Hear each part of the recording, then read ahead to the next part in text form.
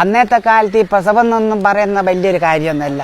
അതിൻ്റെ ഒരു ഉദാഹരണം എന്ന് പറയുന്നത് ഞാനും നമ്മളെ പിന്നെ തൈല കല്യാണി പിന്നെ അതുപോലെ തന്നെ പൊക്കി മാധു എല്ലാം ഇങ്ങനെ ഒരുമിച്ചിരിക്കുമ്പോൾ പണ്ടത്തെ കാലത്ത് പിന്നെ മാധു പറഞ്ഞ് ഞാനും നിങ്ങൾ വർത്താനം പറഞ്ഞ് ഒത്തിരിക്കും, ഞാൻ 5 മിനിറ്റ് പോയിട്ട് വരട്ടെ. അപ്പം ഞാൻ ചോദിച്ചു എല്ലാം വെള്ളം ഇഞ്ഞി തേടിയാ പോകുന്നത്, ഞാനൊന്ന് പെറ്റിട്ട് വരട്ടെ. അന്നത്തെ കാലം അങ്ങനെയാ. പിന്നെ മാധുവിൻ്റെ ഒരു കാര്യം ഞാൻ പറഞ്ഞുതരാം. മാധുവിന് അന്ന് 6 മക്കളാ. മാധവന് 6 മക്കളാണെങ്കിൽ ഈനേണ്ട നോക്കുവാനാന്ന് 6 കുരുത്തം കേട്ട്. ഇന്നത്തെ പോലെ മൊബൈലും കാര്യങ്ങളൊന്നും ഇല്ല. എൻ്റെ അമ്മ ഈനെ കൊണ്ട് പിന്നെ പിള്ളേരെ കൊണ്ട് മാധുവിന് ചൊയ്യക്കാടാ. അല്ല അന്ന് 10ഉം 14 മക്കൾ ഉണ്ടാകുന്ന കാല. മാധുവിന് അന്ന് 6 മക്കളാണല്ലോ. അങ്ങനെ മാധു കെട്ടിയവനോട് പറയൂ, വിഷ് എന്തെന്നാ ഇത് പിള്ളേരെ കൊണ്ട് 6 മക്കൾ എന്തിനേനും 2 എണ്ണം പോരേനാ. അപ്പോൾ ഇതിങ്ങനെ പറഞ്ഞ് പ്രശ്നമാക്കൂ. അങ്ങനെ മാധുവിൻ്റെ കെട്ടിയ പിന്നെ പൊക്കം വന്നിട്ട് സമാധാനിച്ചിട്ട്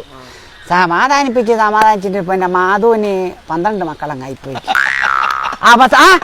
എന്ത് പറയാന്ന കേക്കണ അല്ല. പിന്നെ അവസാനം അല്ല കേക്ക് അല്ല ഞാൻ പറഞ്ഞുതരാം. അവസാനത്തെ ഒരു മക്കൾ ഉണ്ടായിക്കല്ല, അത് പ്രസവത്തിൽ തന്നെ മരിച്ചു പോയിട്ട് മാധു കരഞ്ഞിക്കില്ല. എന്താന്ന് വെച്ചാല് അഥവാ പിന്നെ പൊക്കം വന്നിട്ട് പിന്നെ സമാധാനിപ്പിച്ചാൽ അന്ന് മേടിച്ചില്ല.